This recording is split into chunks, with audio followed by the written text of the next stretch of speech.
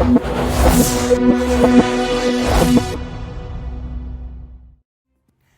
back to Power CEOs, the truth behind the business. If you were just tuning in, you're going to want to catch the first two segments of this show on demand at nowmedia.tv. Go to shows, Power CEOs, because it has been filled with all kinds of tips today for you. We're going to continue on this conversation. I'm going to ask my favorite question of my guests today, and that is, with everything that you know today, all the knowledge, all the experience, all the failing forward, all the everything, if you could go back to the version of yourself that was just launching or about to launch your business or what you're doing now, what would you say to yourself? What piece of advice would you give? Go ahead, Craig. Craig's laughing. Wow, my 19-year-old self selling medical devices, not having a clue how to get into a hospital or a doctor's office. Get coaching early. Don't wait. Get coaching from somebody you know that is more successful than you, that have proven themselves over and over and over again, and spend the necessary money on that instead of a ridiculous automobile or expensive vacations. That's what I would say to myself again. All right, short-term sacrifice, long-term gain. Get a coach, get a mentor early. Well, because it pays dividends, right? As you are able to achieve success faster. Yeah. Christine, how about you? I agree. I think I would have had exponential growth. You know, I floundered a little in the beginning and made a lot of mistakes. And I think if I'd had a coach, absolutely, I would have done better than I did. And I've done well, but I think I would have done a lot better and had a lot more happiness in my life and not as stressed. Awesome. That's 2 for 2. Get a coach. Get it sooner. Yeah. How about you? Yeah, and I would agree on the coaching, and because that brings another perspective into it. And like I was telling you, I'd written this book, and it's kind of an autobiographical history of my real estate career, and it was rise, fall, rise, you know, and that's very much and that's why I'm tapping into some of the coaches I've got right now, is for their wisdom as to how to navigate what's coming forward. Mm-hmm. Because I feel change in the winds, and that's what this book was about, is riding through that and navigating that. Hold that book up and let everybody know, for those who maybe aren't watching, what is it? What is the title of it, and how can they find it? It's What Recession, How to Thrive in Any Real Estate Market, and it's by Michael Washburn and Christine Sheffield. And both guests on my show today. Look at that. Hey. and actually, that's what it was about. And I read it again, you know, after writing it, and I'm going to read it again just to kind of like cement it back into my head, keep it fresh. Exactly. I really love that you said that. And, you know, for me, coaching is an integral to what I do. I mean, I own a coaching business and a consulting firm, but the reality is all coaches need coaches, because we have blind spots too. 100%. And Absolutely. our coaches shine the light on the things that we're not looking at, and they maybe they open the possibility for us. And they didn't have coaches when I started in, 2000 with my clinic. They were not business coaches anyway, but right. I sought out mentors. Because I found a CEO of a major medical who had grown it from, startup to what it was. And I knew what I wanted to do. And I went and I studied under the best of the best, even though there were no fellowships in it at the time. And so I did what it took, but it was about mentoring and finding the right things. And now those people would be called coaches. Right. And so I wouldn't have been as successful without that. And I still had crashes and burns. Like, even when we have coaches, like, the reality is, and I think a lot of people think that you hit success. And it's funny because in the break I asked my guests, are you successful, or do you define yourself as successful? Nobody who's successful to everybody else, we don't think we're successful, but we have documented success according to everybody else. And the reality is business has ups and downs. And even when you're at the pinnacle, you have to be thinking about what's next, because it's never staying up. You never stay up. There's always a ride. It's always a ride. But if you love the journey and you stay in it for the ride and for the long haul, and you do what it takes and you change and you adapt, you're able to be successful. So I'm going to let you guys hear it, because you don't have to believe me. But Craig T., are you successful? No, not even close. I mean, I guess maybe in the world's eyes, yeah, I guess I would be. But in my own thinking, there's so much more that I not only want to do, but I need to do. People depend on me, people's lives, people's health, people's ailments that they're having. They depend on me to work with entrepreneurs and inventors to bring technologies to market, right? And so not only do I focus on sales, right, effectiveness, but also commercialization. And without the commercialization of the innovative products that treat people's, ailments and medical conditions, I would say that I'm not even close to being successful the way I picture in my mind success in business. I got you. And on that vein, since you are very big in that, and we're live out of Houston, we're a major medical and medical research area. If people are interested or have IP or something that they're trying to get to market, how can they reach you? You can contact me at medicalsalesgrowth.com. You can type in your name and your email address, phone number, and somebody will get back to you in a timely manner. Yeah, I've been on several calls with different technologies with Craig. He's really good at what he does. He's an expert in his space. It's very kind. All right, Christine, success. Well, if you think of success as happiness, yes, I'm happy.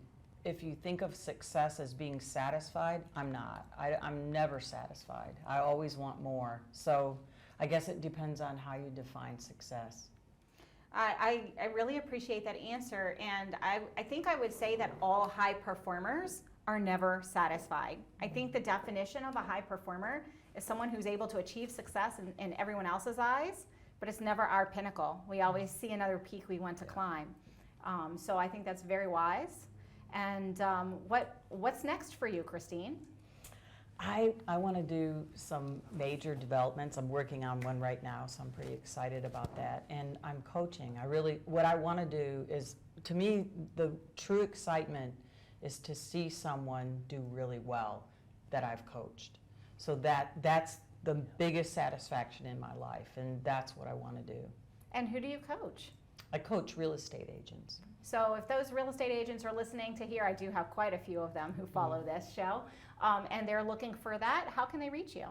WNCREIA.com is my website. It's a real estate investment company or association that I have in Western North Carolina, but I can coach anyone from pretty much anywhere. It's fantastic. And Mike, how about you? Success? No, not nearly where I want to be. No, I'm about halfway there, if that.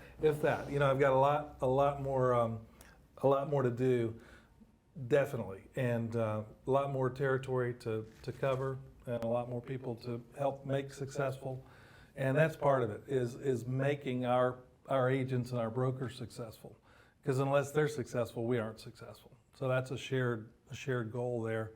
And with the developments and all that, I mean that's always that's another day. I've got some really good ones in the hopper, and they're a push. I mean Yeah, we have a great development. yeah, that's something that's a whole nother can of worms. So I to see speak. that, and I see the excitement. I see the excitement and the challenge. So Yeah. I'm going to follow the question of success with challenge. And I'm going to ask this, and I'm not going to ask it in a leading way. I'm just going to share from my perspective. One of the reasons that I don't ever define myself as successful, because I always see the next challenge, and I love challenge. And I'm a risk taker because I'm an entrepreneur and an investor, and you have to be able to take risk in order to have success. If you think that you never take risk in business, that's why you're not successful. Yep. Yes, she said it. But what do you guys think about that? Is it the challenge? Is it the excitement of something new? Is it the learning? What is it that motivates you to continue climbing to that next peak? I think throughout my entire life, I've always had people say that I can't do something for one reason or another. And the minute they tell me I can't do something, I'm figuring out how I'm going to do it. So, I think to me, that's fun and that's exciting. Okay, so note to self, if I want something done, challenge Chris and say that she can't do it, and it will happen. How about you guys? Do either of you have something to say on that? I always have something to say.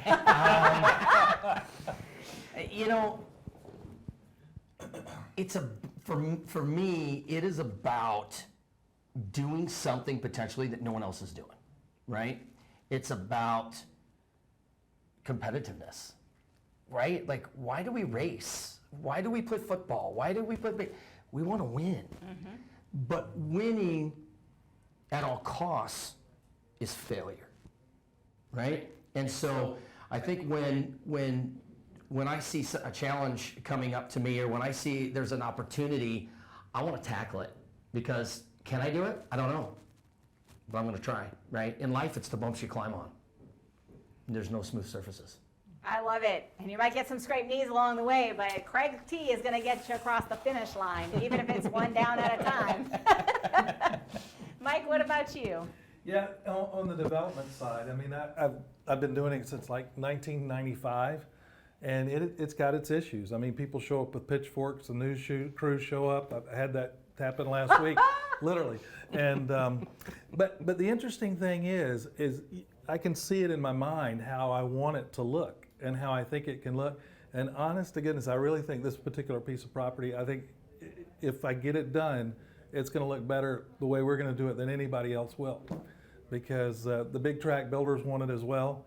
And I can already see what they would do, because it looks like every other one they do all over the country.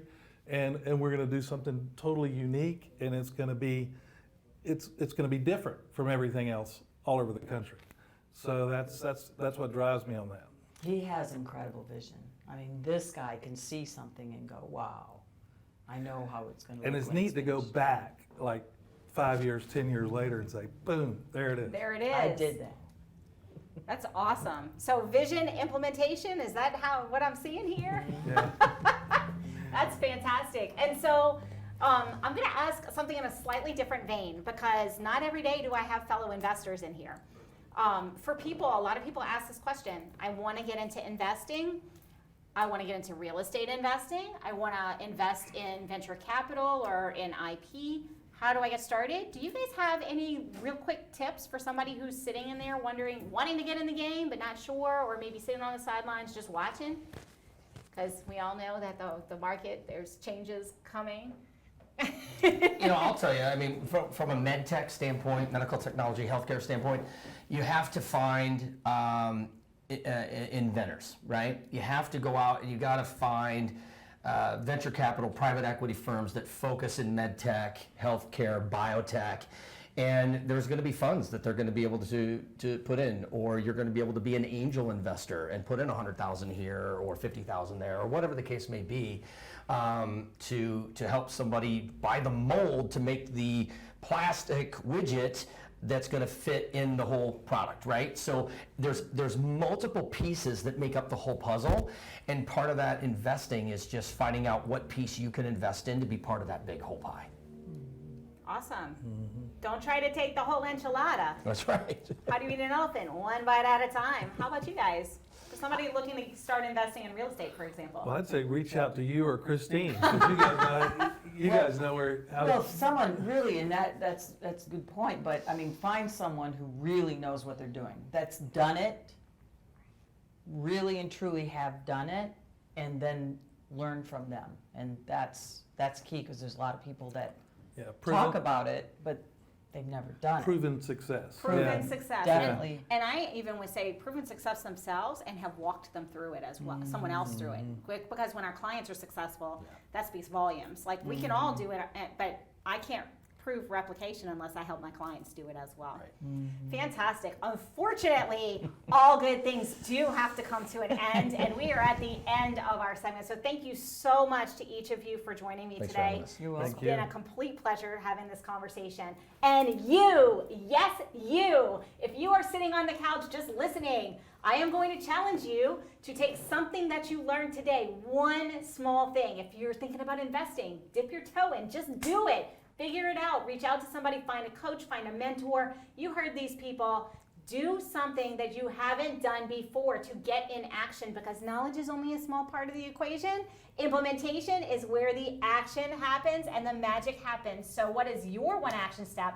I want you to do it right now. Not tomorrow, not next week, because then you're just listening to another podcast or watching another television show. Today. What action are you going to take today? Go do it and go win today, win this week, and we'll see you same time, same station.